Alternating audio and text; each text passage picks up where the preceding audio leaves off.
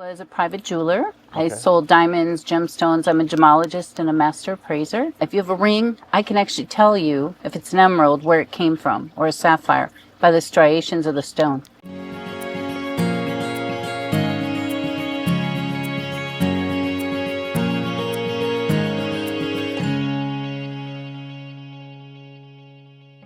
Hey everybody, welcome back to the channel, All Things Business. I've got my dear friend Laurie Holbrook with me today, and she sells exclusively high-end watches. And I just want to tell a little bit of her story because as a business owner, I just want her to share things that she done because a lot of people don't get a chance to hear this side of the story. So Laurie, tell everybody how we know each other and how we met and how long we've been knowing each other before we get started a little bit. I think we've known each other quite a while, right? Yeah. Kindergarten when our children, another 21. Yeah, about 21 years there at private school. No, we got to get rid of 4 years, right? They didn't start at 0. Yeah.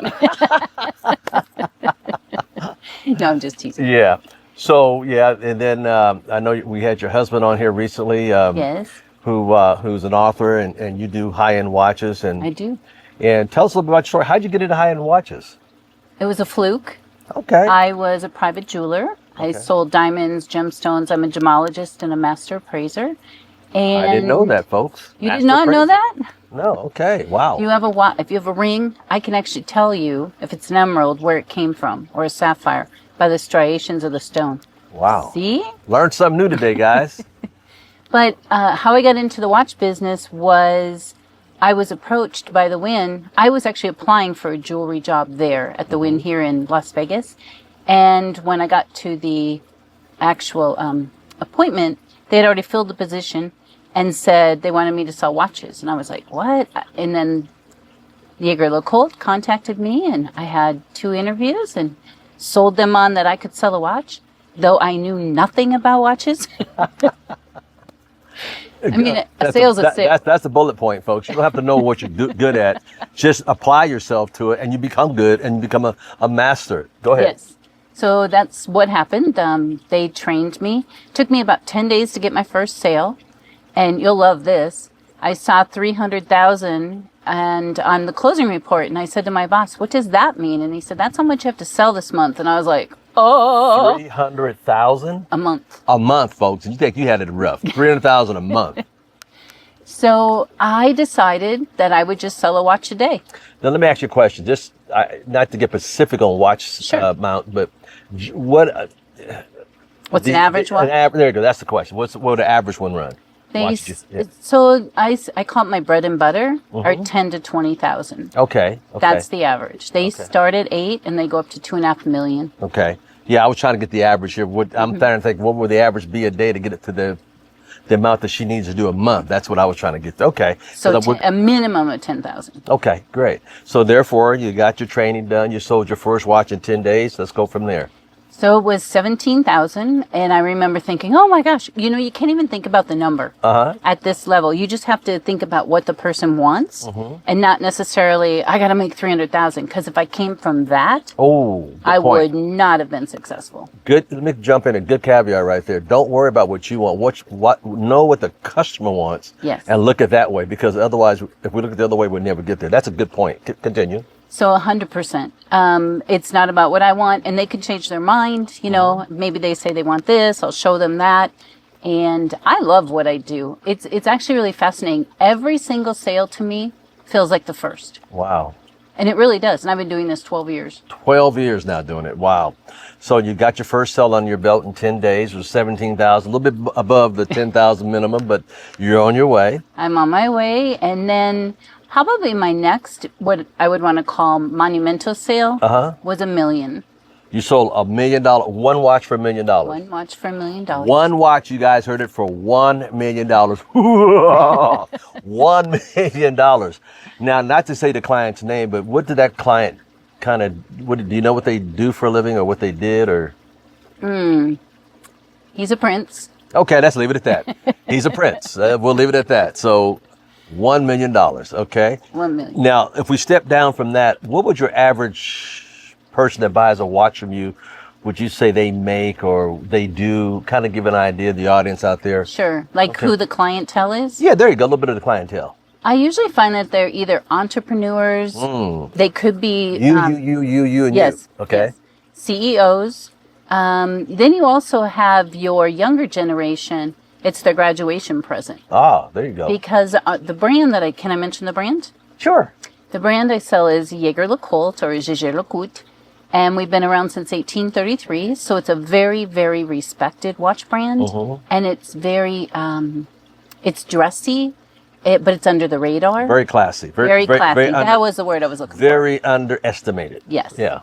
So if you're an executive and you walk in and you're sitting at a table with 10 other females and males and you have that watch on, they know you're pretty savvy. Yeah. And that you know what you're doing in the watch world. You know, I remember my mentor, my billionaire mentor, he always had a Patek Philippe on. And I remember watching one of the first commercials before I bought me one. And it said, you don't actually own it. You are using it for the next, holding it for the next generation. Correct. So those are generational watches, Jaeger. They are. Yeah. And we're known as the watchmaker's watchmaker. And something you may not know, we made all of Patek's movements until 1929. Wow. I didn't know that. I'm learning today. So now, along with many other brands, not just theirs. Okay.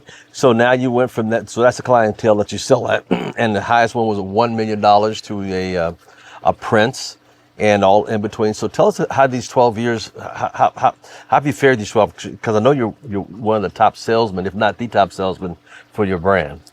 I develop relationships with the clients. They become my friends. Wait, there's another nugget. I'm sorry to jump in. Guys, how many, are you building a relationship or do people smell that you need to sell them something? No. Or are you building a relationship? See what she said? Go ahead. It's never about the sale. It's about the relationship. And I have one client, he's on watch number 14. Whoa. Watch number 14. And I have many clients like that have bought 10, 14, 7. Right now I'm working with one that's bought 8. And it's the relationships over the years. Yeah. It's picking up the phone. One client of mine, he's an older gentleman, and sometimes he gets insomnia, and he's on a different time zone than me. So he'll call me or he'll text me at 11 o'clock at night. Hey, Laurie, talk to me about this watch. I'm not going to not talk to him. You know, yes, it's kind of late, but this is the watch, and let's talk tomorrow. Wow. You know, so I try to always be available. Now, you brought up something that's quite interesting. Some of our clients have bought, 10, 14 watches from her.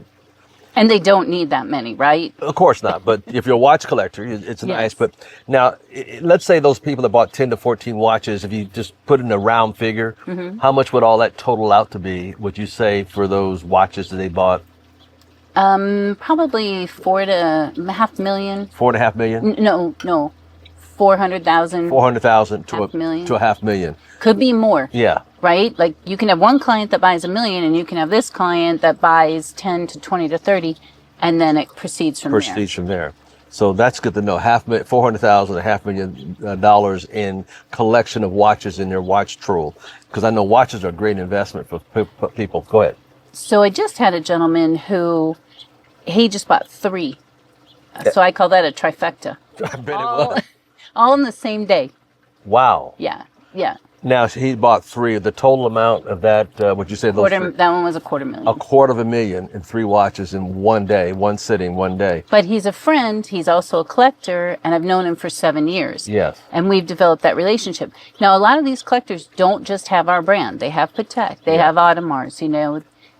They have other brands as well. But there's this, we call it the Holy Trinity with a small t. Right. That's important to understand that, these are collectors, folks. And you may not have inspired that there yet. But it is great to know that you have a future. You could possibly do this as well. At one point, I know I had 8 or 9 nice watches. And, it's fun kind of selling them, trading them up, and moving on. So give me an idea of wait, I just understand you just got back from a trip recently. You want to tell us about the trip? I did. So we have a big show every year called Watches and Wonders. It had another name, SIHH. In the last couple of years, it's changed. Every manufacturer goes to this, most every manufacturer goes to Watches and Wonders to show their new product. And we were there. Actually, I brought a picture. Oh, wow. Let's see that. It's called a duometer. That's the light, duometer. This was our release this year. We released 3 different kinds, and it's really fun because I get to see firsthand all the other brands and what my competition is. Okay. Because you got to kind of know what you're competing against, right? Exactly. And so I visited all the different booths. I actually brought a very important client with me, and I let Don tag along in the background. Don's her husband, by the way. Don's my husband, yeah. Yeah. Wow, that's amazing. And I understand when she got there, a lot of the other brands knew exactly who she was. Ain't that something? When you go make a name for yourself and be good at your industry, everybody else in the industry will know and recognize who you are. How did that feel when people in the other brands recognize you being there in Switzerland? It's very humbling, and I'll tell you why. If you would have asked me 12 years ago I'd be selling watches, I would have told you you're crazy. So some of you out I like gemstones and diamonds. Yes, she does. She's got quite a few of them. That's right. If somebody told you you've been in real estate 12 years ago, you think they're crazy. If somebody said you'd be in network marketing, you said you're crazy. If you think you'd have a business by now making money, they said you're crazy. Well, let them be crazy, but you be successful. Exactly. Yeah. Go ahead. Continue. No, I was thinking about the trip again. After we got to travel a little bit through Switzerland, and we went to Lucerne, and they actually, per capita, had more watches than people. Whoa. And I didn't know that till I got there. Isn't that interesting? That is interesting. How many people were there with this? I don't know. Okay. That's what the store person told me. Oh, wow. When I walked into one of the boutiques. I learned that's the fourth thing I learned today. I didn't realize that at all. Yeah. More watches. Man. More, yes. Now, if somebody's out there looking, they're starting to make money in endeavor, network marketing, real estate, or just a regular business that's looking for a good quality watch to start off with, what would you advise them to pick up from Jaeger? The Reverso is very iconic. In fact, I was going to bring one, but I don't remember where I put it. But I did bring a classic. Okay. This is a classic men's watch. It's a master control calendar. Master control calendar. So that has a date feature, and then traditional time, very classic. But you know what's really cool about that watch? What's really cool? The back. So we do open casework with open finishings. See if you can. Wow. Isn't that beautiful? So that's the rotor. That actually keeps it wound. That's the rotor. You thought only rotors came in cars. Watch have rotors too. Watch have rotors too. Wow, that's a beautiful. So what that will do is while you're wearing it, it'll keep winding. Keep winding, self-winding kind of. Yes, but you do have to always wind a self-winding watch. Yes. But going back to this is a classic. This is something that you could hand down from generation to generation. And something that runs around $8,500. $8,500 for starter. There you go. For starter, and it's great. I remember my first starter Rolex was about that much. And you can change. We have quick release straps. So I love this. You just simply hold it up there. Quick pull release. back this little lever, pop it off, and put a new strap on, and it changes the look. That's so unique. Isn't that unique? I'll tell you something that I did done when I got my third Rolex. I was I was married at the time and had his and her Rolexes, and I was in Sacramento on Fair Oaks Boulevard, and my watch stopped, and I decided to go into the Rolex dealer, and I said, "Excuse me, my watch had stopped." And the guy was so pleasant with me. He kind of felt sorry for me. He says, "Sir, you gotta get it. You gotta wind it. You gotta wind it." I went out the store like, "Oh, okay, thank you." Feel about that small. Yes. You know? So yeah. Well, that happens. We'll send a repair back. Because all the watches you have to do maintenance like a car. Yeah. Right. You have to oil them and replace components, etc. And they'll get it back and they're like, "It's not staying running." And I'm like, "Sir, did you wind it?" You have to be really careful. Yeah. Oh, that's right. And you're like, yeah, you do. That's amazing. Yeah. And then we do make a couple quartz options, but generally those are for ladies. Okay. Because they don't want to necessarily wind the watch. I'm wearing one that's hand wound. And then Here, let's put that up here. That's his hand wound one. Now, what does a quartz ladies watch run roughly in Jaeger? About 8,000. About the same. Here's a quartz watch. No, this isn't quartz, but we do this version in quartz. But they do this version in quartz. Isn't that gorgeous? Look at this. And that one's self-winding. So self-winding. Isn't that beautiful? Wow. So this one, if you want to know the price, it's around 18,000. That one's 18,000. Yeah, very. It has diamonds, VVS. I saw that diamonds, VVS diamonds, ladies. F and G in color, non-conflict diamonds. We know our source. Yeah. Wow. Well, listen, ladies and gentlemen, I hope you guys got a lot out of today's this all things business, because when you're looking at watches today, a lot of investors invest in watches. I know I had a collection for a while and I did well on them when I sold them. But the most important thing is you may want to think about this. Maybe hope this stretch your imagination a little bit more, or maybe God gave you an aha moment, or maybe Miss Laurie Holbrook answered some questions you may have about watches and how to find a good watch or trust somebody that got watches. So, do this for me. If you have not subscribed to the channel, hit the subscribe button, hit the bell notification, put a comment below, and matter of fact, share this with 3 or 4 people who are looking at getting a high-end watch, and maybe this will touch them and bless them a little bit. Thank you so much for tuning in. Is there a couple words you want to say in closing, dear? Our manufacturer's been around since 1833, so we know what we're doing. She knows what she's doing. She's been at it for 12 years and looking forward to it. God bless her. Thank you so much. Thank you, dear, for being our guest speaker today. Thank you. Thank you for having me. Bye, Take care, everybody. God bless. Bye-bye.